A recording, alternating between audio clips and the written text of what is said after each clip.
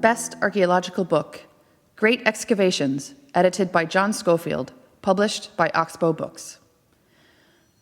The witty title of this book prepares you for a feast of first-hand accounts of such 20th century flagship digs as Warren Percy, Roxeter, Winchester, and Mucking, written from the digger's perspective and illustrated by pictures that bring back the smell of the countryside in summer. All the judges enjoyed these affectionate, behind-the-scenes accounts of the techniques, circumstances, and personalities that helped to mold the discipline of field archaeology as it is practiced today. Reading it reminds us why we fell in love with archaeology in the first place. The book fills a significant gap in the archaeological literature, and the historians on the judging panel said it was vital that such books were written to record landmarks in the development of a profession. The book arose out of a session at the annual conference of the Institute for Archaeologists, organized by the editor, John Schofield, who says that the book is a bit of an indulgence, but with a serious underlying message. Great excavations inspire and capture the imagination of both the public and archaeologists alike. Great Excavations documents some of the seminal British excavations, assessing their significance and why they persist in the memory and folklore of archaeologists today. It is also a social history of the profession, and one that should stir memories and dispel or corroborate some of the urban myths that younger archaeologists may have heard.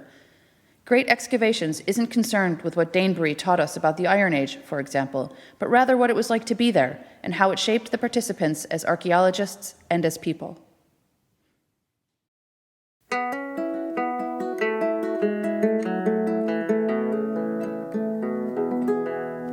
Best Archaeological Book, Gathering Time, Dating the Early Neolithic Enclosures of Southern Britain and Ireland by Alex Bayliss, Francis Healy and Alistair Whittle, published by Oxbow Books and English Heritage.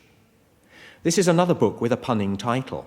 Gathering Time refers to the construction of causewayed enclosures as gathering places for festivities, markets, marriages and funerals, feasting and ritual.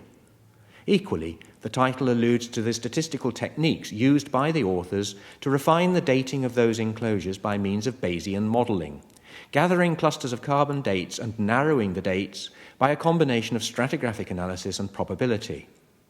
For Bayesian modelling to work, you need to be absolutely sure that the carbon dates are reliable and that they come from secure contexts. This book thus represents a huge effort on the part of the authors to check the excavation records of every one of the thousands of carbon dates they examined. It represents a feat of mathematical understanding to put those dates into sequence and extract meaningful information.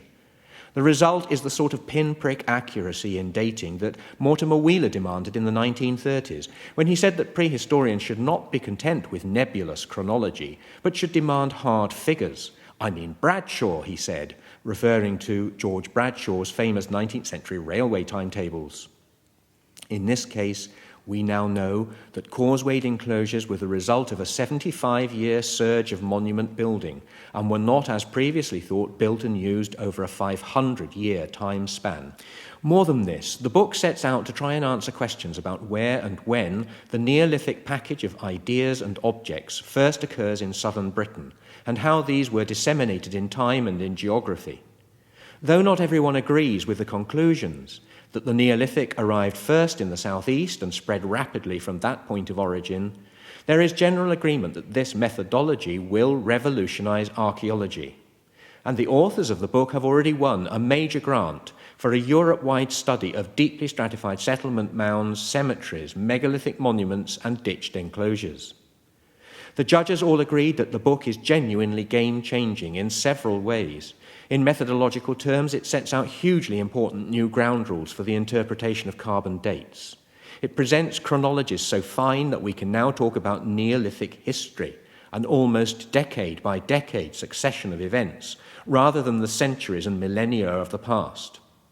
And it presents a coherent account of an entire class of monuments, and a very important class of monuments at that, being closely associated with the dawn of the British Neolithic.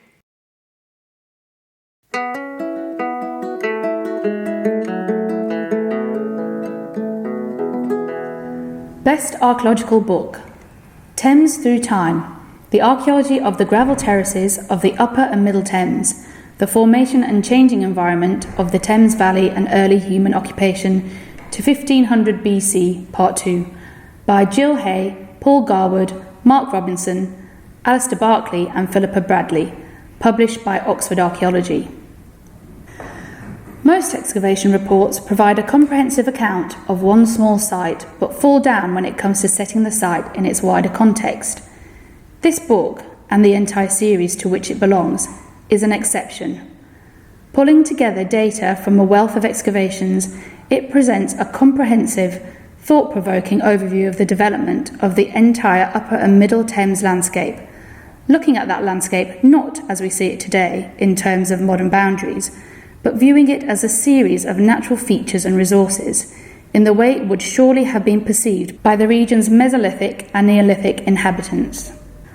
Viewed at this larger scale, patterns begin to emerge that reflect the ways in which humans interacted with the landscape, and addressing such questions as whether early monuments tend to attract later monuments, resulting in monument clusters, or whether some types of monument were deliberately built in frontier territory on newly cleared land.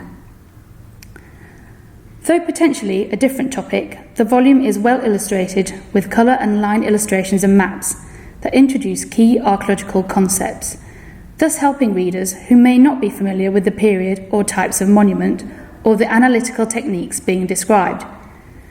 The judges said, "We were impressed by the brave and largely successful attempt to make the book attractive and accessible, and deliver the stories through an almost magazine-like approach to illustration and design, with explanatory spreads at strategic intervals being used to explain some of the key concepts, such as the stone tools that characterise each main period."